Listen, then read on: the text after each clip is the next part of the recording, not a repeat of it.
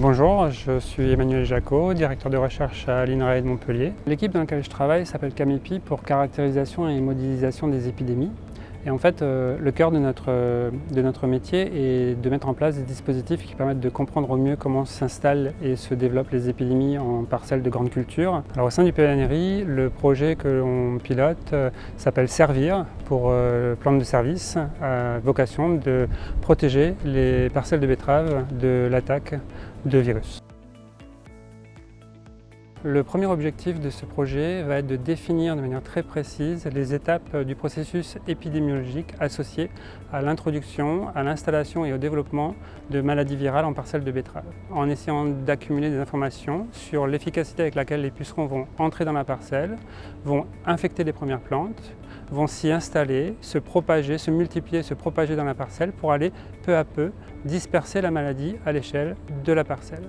Une fois que l'ensemble de ces paramètres auront été définis, nous allons utiliser des plantes de service pour venir les associer aux betteraves.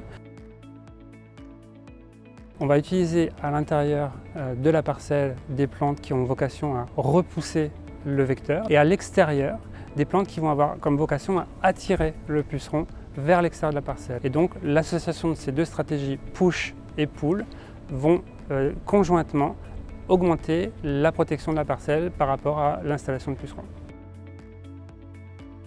Pour mettre en place le système de protection basé sur l'utilisation des plantes de service, il va nous falloir aussi, en parallèle de l'étude des processus viraux, d'analyser et de caractériser une gamme de plantes de service candidates.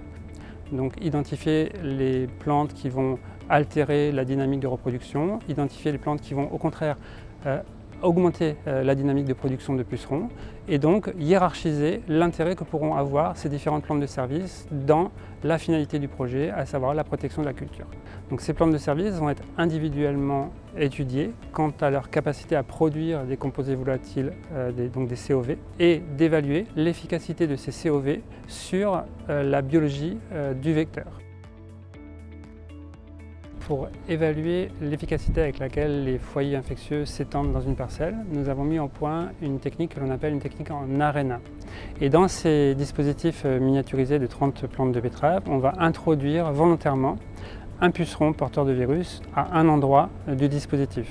Puis on va laisser le puceron s'installer sur la plante, produire de la descendance, infecter la plante, et on va laisser ce processus biologique naturel d'extension de foyer infectieux se dérouler pendant un laps de temps défini. À la fin de ce temps, on va regarder chacune des plantes du dispositif pour vérifier si les plantes présentent des pucerons, si oui, en quelle quantité. Et après avoir éliminé tous ces pucerons, nous allons vérifier pour chacune des plantes le statut sanitaire, saine ou infectée. L'idée étant de pouvoir, à terme, extrapoler ce dispositif à des dimensions plus importantes qui se rapprocheront d'une parcelle. Donc on a calibré le temps optimal que requiert un puceron pour venir s'alimenter sur une plante porteuse de virus, étape que l'on appelle l'acquisition. Et on a calibré le temps optimal nécessaire au puceron pour aller inoculer le virus à une plante saine, que l'on appelle le temps d'inoculation. On va regarder après l'étape d'inoculation, on va attendre le temps nécessaire pour que le virus se multiplie suffisamment dans la plante inoculée pour être capable d'être détecté. Aujourd'hui, nous savons par exemple combien de temps il faut laisser le puceron dans nos dispositifs en arène pour avoir une colonisation satisfaisante du dispositif.